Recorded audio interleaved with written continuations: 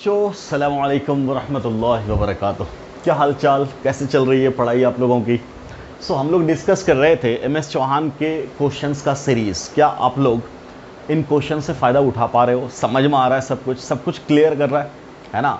कोई भी डाउट है ज़रूर पूछिए, कमेंट सेक्शन में अपने डाउट्स को ज़रूर पूछिए, ठीक है। इन क्वेश्चंस को करने से पहले आपने जहाँ भी पढ़ा है वहाँ से अपनी थ्योरीज को अच्छे से रिवाइज़ कीजिए, है ना। जैसे जीओसी अगर आपका रिवाइज्ड है तो इन क्वेश्चंस को लगाइए, उससे ज़रूर फ़ायदा होगा। हम लोग क्वेश्चंस का सॉल्यूशन तो कर ही रहे हैं, साथ के साथ कॉन्सेप्ट्स को भी डिस्कस कर रहे हैं, है ना। तो अगर आपने एक बार उस कॉन्सेप्ट को पढ़ा होगा तो यहाँ से उन कॉन्सेप्ट्स का रिवीजन बहुत अच्छे से होगा। सो आई होप अभी तक आप लोगों ने इन क्वेश्चंस के सॉल्यूशन को ज़रूर एंजॉय किया होगा। So let's again start this question. इसमें क्या रहा है कि which of the following statement about the following equilibrium are true, है ना। Which of the following statements about the following equilibrium are true. ये एक एसिड बेस इक्विलिब्रियम है, क्लियर। इनके बारे में, इस इक्विलिब्रियम के बारे में 4 इधर और 4 इधर 8 स्टेटमेंट दिए गए। आपसे सवाल यह है इन 8 स्टेटमेंट में से कौन कौन सा ट्रू है।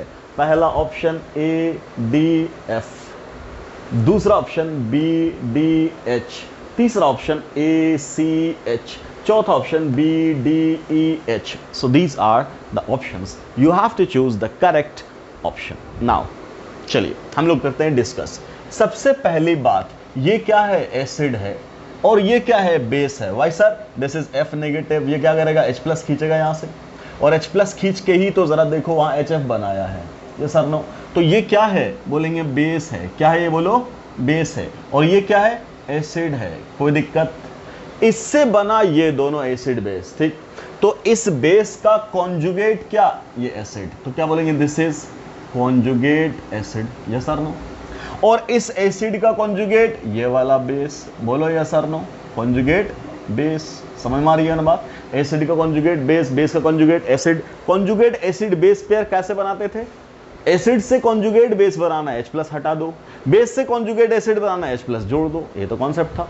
चलो अब क्या बोलते हैं, हम लोग क्या जानते हैं, एसिड का कॉन्जुगेट बेस होता, बेस का कॉन्जुगेट एसिड होता, स्ट्रॉन्ग का कॉन्जुगेट वीक होता, वीक का कॉन्जुगेट स्ट्रॉन्ग होता। और ऐसे इक्विलिब्रियम में हमेशा रिएक्शन स्ट्रॉन्ग से वीक की तरफ ट्रैवल करता है, ये भी बात हम लोग जानते हैं। चलिए तो अब यहां बात कर रहे हैं जरा कि इन एसिड्स में से एक एसिड ये दे दिया आपको, दूसरा एसिड ये दे दिया आपको, pKa दे दिया। जैसे ही उसने pKa दे दिया, इसका मतलब ऑर्गेनिकल लॉजिक लगा हुआ काय को, सीधा pKa देख करके आंसर दो। जिसका pKa कम वो बढ़िया एसिड, वो स्ट्रॉन्गर एसिड। किसका pKa कम, इसका 3.8 उसका 3.2, तो कौन स्ट्रॉन्गर एसिड, इन दोनों में say that is stronger acid. इसका मतलब ये एसिड क्या है, बोलो बेटा, स्ट्रॉन्ग है कि नहीं, स्ट्रॉन्ग एसिड, है ना। ये क्या हुआ, वीक एसिड। समझ में आ रही बात। तो अब क्या पता चला कि स्ट्रॉन्ग एसिड वो है, वीक एसिड ये है। कोई दिक्कत। अब जरा इस स्ट्रॉन्ग एसिड का कॉन्जुगेट बेस क्या होगा, तो बोलेंगे वीक होगा, बोलो यस सर नो। और वीक एसिड का कॉन्जुगेट बेस क्या होगा, स्ट्रॉन्ग होगा, तो हम लोग क्या बोल देंगे, ये क्या होगा, स्ट्रॉन्ग होगा। समझ में आ रही बात।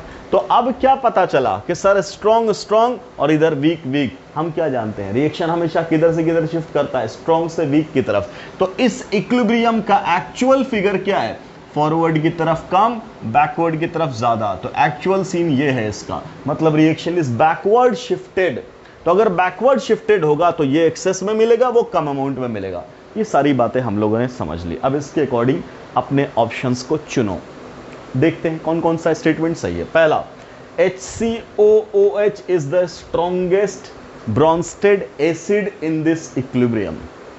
फॉर्मिक एसिड स्ट्रॉन्गेस्ट एसिड है। कहाँ है फॉर्मिक एसिड, ये वाला। क्या बोला, ये वीक है। स्ट्रॉन्ग कौन है, स्ट्रॉन्ग कौन सा है, हाइड्रोजन फ्लोराइड। पहला स्टेटमेंट तो गलत हो गया। HF is the strongest acid, बिल्कुल सही बात है, यस और नो। चलिए तीसरा, KF मतलब क्या, F माइनस, KF तो सॉल्ट है, KF कहने का मतलब उसका F माइनस है। F minus is the strongest base, where is F minus, no, F minus is the weaker base. Clear है ना, F माइनस क्या है, वीकर है, तो ये स्ट्रॉन्गर तो नहीं है, तो ये स्टेटमेंट गलत। क्लियर, ये वाला स्टेटमेंट क्या हो गया, गलत। अच्छा, अगला बोला KO2CH is the strongest base, where is KO2CH, ये वाला।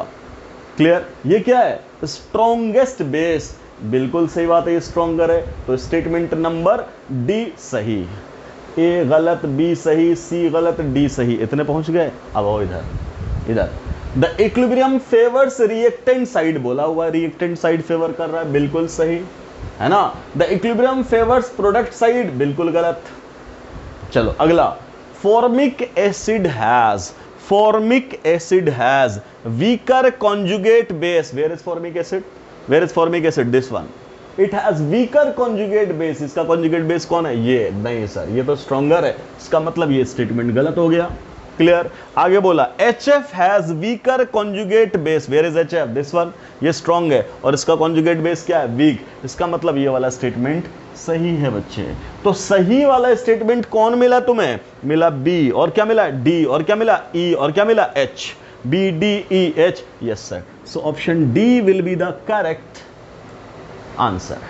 क्लियर? तो इस क्वेश्चन में हम लोगों ने कॉन्सेप्ट क्या सीखा? हम लोगों ने कॉन्सेप्ट ये सीखा कि एसिड बेस इक्विलिब्रियम में अगर एक एसिड है और दूसरा कॉन्जुगेट बेस है, ये रिएक्शन करके अपना अपना कॉन्जुगेट एसिड बेस पेयर बनाएगा। क्लियर? तो एसिड का कॉन्जुगेट क्या होगा? बेस। जैसे हम लोगों ने बोला इन दोनों में ये एसिड है, इन दोनों में ये एसिड है, तो इसका कॉन्जुगेट ये बेस कहलाया। ये बेस था तो इसका कॉन्जुगेट ये एसिड कहलाया। अब बोले कि अगर एक स्ट्रॉन्ग पता चल गया तो उसका कॉन्जुगेट वीक होगा, और वीक पता चल गया तो उसका कॉन्जुगेट स्ट्रॉन्ग होगा। समझ मारी बात? अब आपने यहां pKa देख लिया। pKa देखते ही तुम एसिडिक स्ट्रेंथ पकड़ लोगे। जिसका pKa कम उसका एसिडिक स्ट्रेंथ ज्यादा। तो इन दोनों में से इसका pKa कम, तो ये स्ट्रॉन्ग हो गया बेटा। और अगर ये स्ट्रॉन्ग है तो इसका कॉन्जुगेट वीक होगा, तो ये इसका कॉन्जुगेट क्या हुआ? वीक। और ये वीक है तो इसका कॉन्जुगेट क्या होगा? स्ट्रॉन्ग। ये सारी बातें हम लोगों ने कर ली। और हम लोग बेसिक प्रिंसिपल ऑफ इक्विलिब्रियम क्या जानते हैं? स्ट्रॉन्ग से हमेशा वीक के डायरेक्शन में रिएक्शन शिफ्ट करता है। तो ये इधर स्ट्रॉन्ग, इधर weak, so equilibrium will shift in backward direction. तो ये सारा कॉन्सेप्ट अप्लाई किया और इन सारे स्टेटमेंट को चेक कर लिया और हम लोगों ने डिसाइड कर लिया which statement is correct and which one is wrong, and this is the answer decided. So that is D will be the correct option. So I hope कि आप लोगों को ये सारे स्टेटमेंट्स समझ में आए होंगे, ये सारे कॉन्सेप्ट समझ में आए होंगे और आपने इन क्वेश्चन को कंप्लीटली एंजॉय किया होगा, मजा आया होगा। तो मिलते हैं ना अगले लेक्चर में हम लोग क्वेश्चन नंबर 30 के सॉल्यूशन के साथ। ठीक है बच्चों, तब तक के लिए टेक केयर, बाय। आप लोग बहुत अच्छे से पढ़ाई करिएगा, ध्यान दीजिएगा अपने पढ़ाई पे, है ना। बिल्कुल फोकस नहीं खोना है, लगे रहना है, अच्छे से मेहनत करना है। जहां भी डाउट आए कमेंट सेक्शन में ज़रूर पूछना है। हमने व्हाट्सएप नंबर भी दे रखा है प्रीवियस लेक्चर्स में आपको, है ना। तो उस व्हाट्सएप नंबर पे आप अपने क्वेश्चन ज़रूर पूछ सकते हैं। मिलते हैं अगले लेक्चर में। Thanks for watching the video. अस्सलाम वालेकुम।